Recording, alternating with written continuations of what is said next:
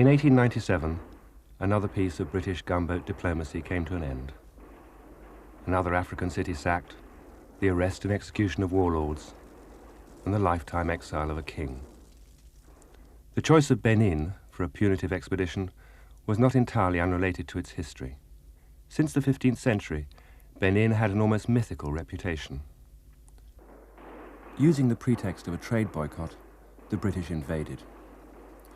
When they forced their way inland, they found an abandoned city full of shrines and sculptures of astonishing quality.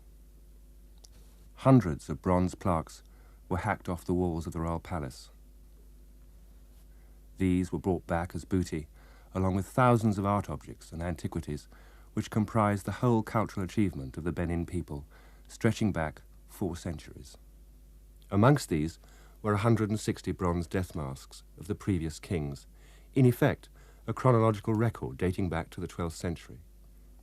Disastrously, no attempt was made to catalogue objects or to record where they were found. Everything was torn from its cultural context.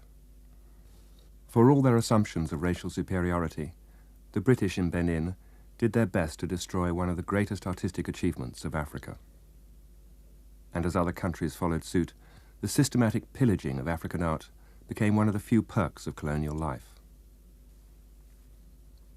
And after the colonials came the collectors and the dealers. It has been open season in Africa for over a century. 2/3 of what is called tribal art, but are in fact the cultural property of third world countries, have been looted during the last 20 years. And if we confine ourselves only to West Africa, the regions plundered include the Akan civilization of Ghana, the Nok region of Nigeria, the Sao culture of Cameroon and Chad, the Koma of Benin, and the inland Niger Delta of Mali. Half the countries of West Africa have had their past recently plundered.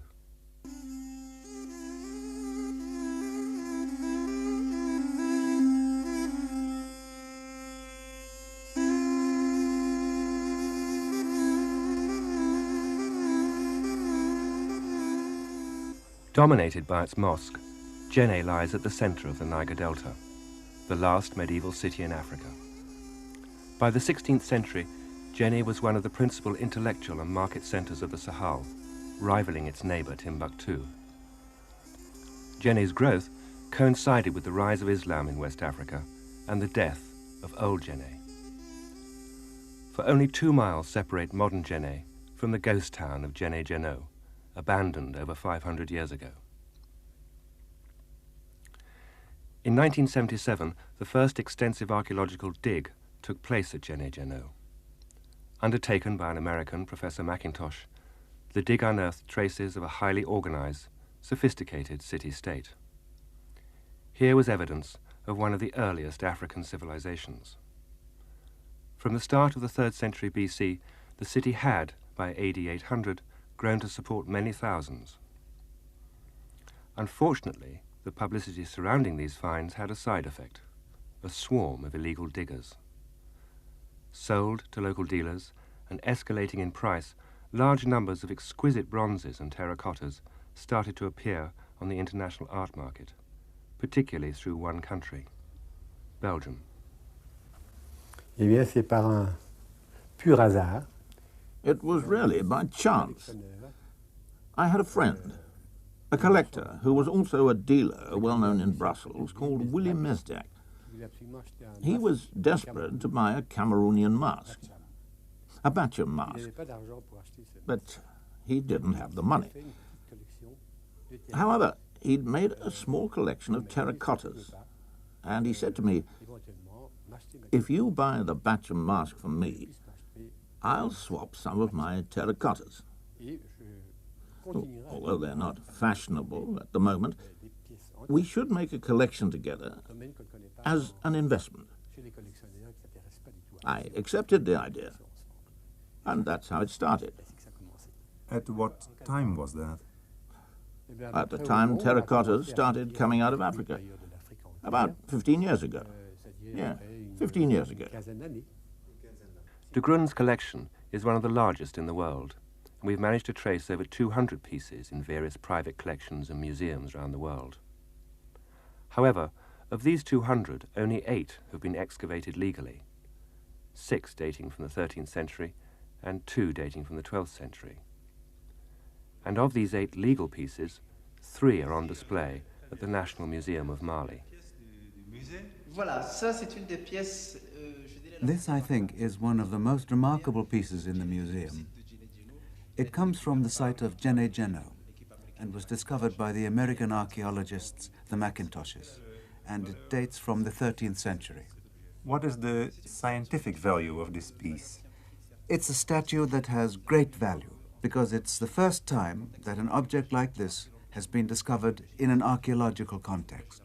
Generally, objects are pillaged, and that excludes any chance of scientific analysis of their origins. And this one? This is a terracotta mask that we acquired from a dealer in Mopti.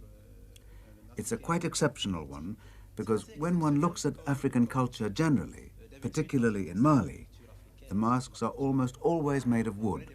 Here, unusually, is one in terracotta. Yes, but how was this obtained? Without doubt, the object was pillaged. It was bought in Mopti from an antique dealer who got it from an illegal digger on one of the archaeological sites. That is to say that, although it's a special piece, we know nothing about it. Yes, exactly. The only thing we know, with any certainty, if the dealer from whom I got this piece can be believed, is the site, i.e. the rough provenance. The dealer I bought the piece from said that it came from a site about 7 miles from Djenné. So, for the rest, nothing? No, absolutely nothing.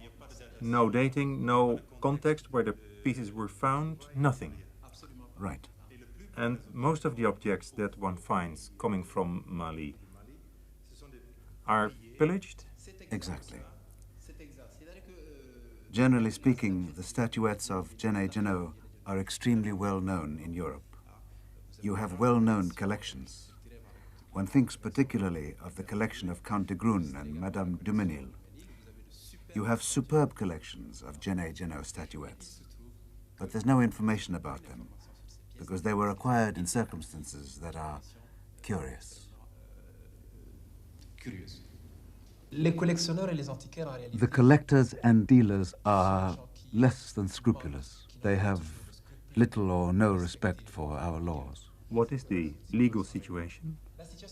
At the moment, the legal situation is that Mali has enacted a certain number of laws to protect its cultural heritage.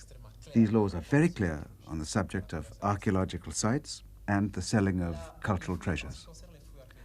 Excavating archaeological sites is completely forbidden without authorization from the government.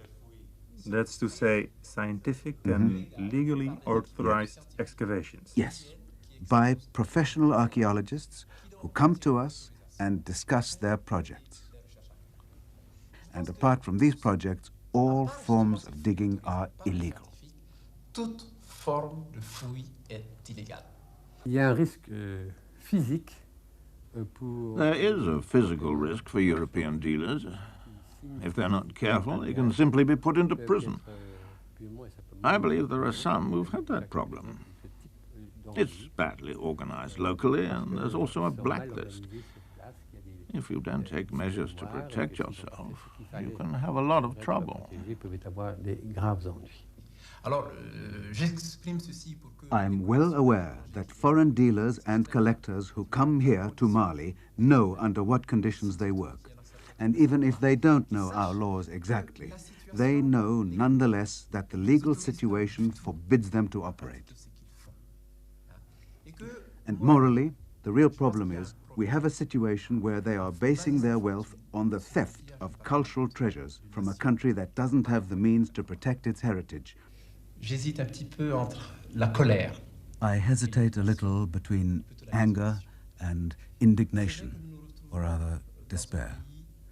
It's true that we live in a poor country with a cultural heritage that is extremely rich and without the means to put it to proper use. Yes, that's the situation in many countries in Africa, as well as in Latin America. Exactly. The situation of many so-called third world countries.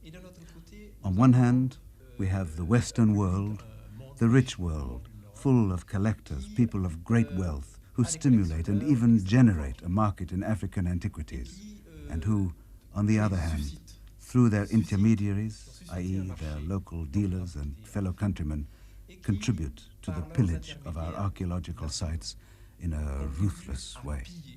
De façon extrêmement scandaleuse les sites archéologiques de ces pays-là. Enabling a few to make huge profits at the expense of the national heritage of many destroys world history.